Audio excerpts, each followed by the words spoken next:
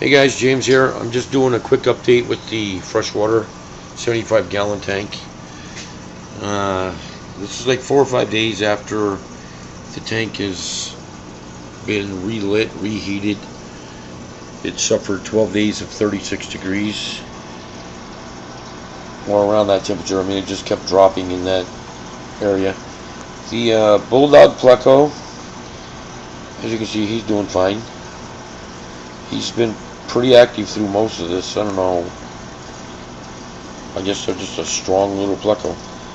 The little Julie cats both survived. And I think they've actually been trying to mate. I've been watching them lately, and they've been hanging out. See that? So I don't know if these two are trying to mate or what, but they've been really hanging out a lot. I've also noticed that my blue mystery snails have been doing some pretty crazy things amongst themselves as well. There's one of them back there. It's actually a really cool snail, these things. I've been pretty impressed with them. There's this big piece of rock that I added. This is about a 25-pound piece of granite. So, awesome piece of rock. I added this 2 days before the actual storm. Wasn't able to get a video up, but as you can see, I mean, it's a nice chunk of granite. Came straight out of one of the streams up here on the island, no less, and of course freshwater. That plant in the back, it's recovering itself. You can see growth coming out of it. I never really got the name of that thing when I had originally bought it, but I'll eventually research it and see what it is. But I'm just showing you that it's actually growing. The Kabamba, actually this one is kind of tore up, but it's actually still alive. So pretty rough looking. The Java fern, it's actually doing pretty good. It's got a little bit of brown in some spots, but it's actually growing the leaves.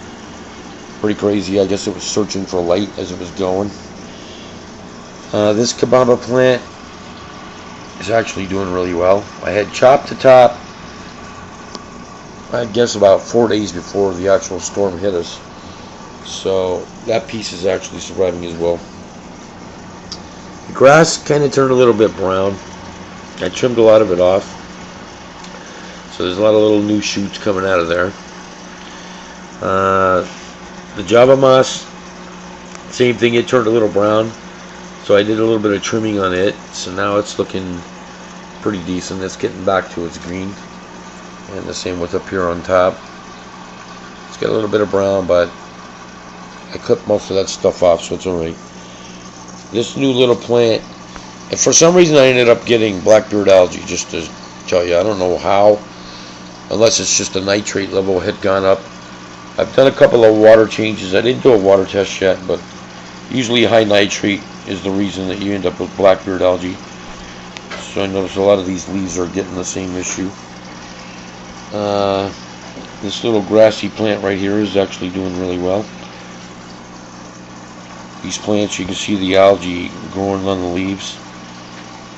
So I'll end up probably snipping them once any signs of new growth come back out on them. I trimmed back the, I can't even think of the name of the grass now. Wow. Anyway, these tall guys, it'll probably come to me in a bit. And then there's some more grass that I actually trimmed up. And then the background, as you can see, a lot of this is all new growth. All this tall green in the background. I don't know if this stuff was growing when the water was so cold or whatever the case may be, but it's actually looking really good. I lost about 15 of the neon tetras and about 10 of the brass tetras in the cold water. Lost the golden nugget, and this rainbow fish actually almost completely recovered from the other onslaught that it had. Its tail completely grew back. It's got new fins. The 2 tiger gouramis back there are doing really well. So yeah, that's what it is. It's looking really good. So I'm happy nothing actually really came out bad with this tank compared to what could have happened. Alright guys, thanks for watching. Any comments, critique, whatever the case may be, let me know. Thank you very much.